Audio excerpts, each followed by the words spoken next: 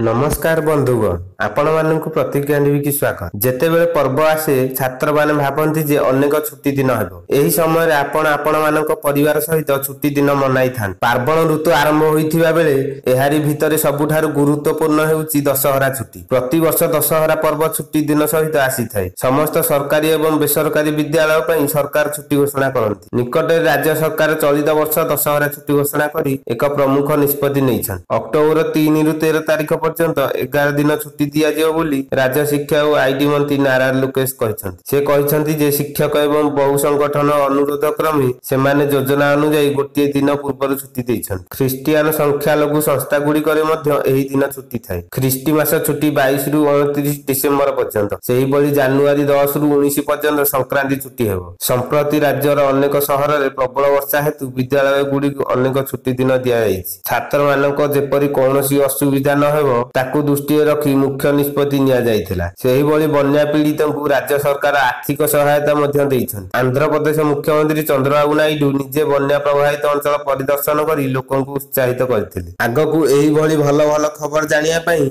Like subscribe comment करंतु।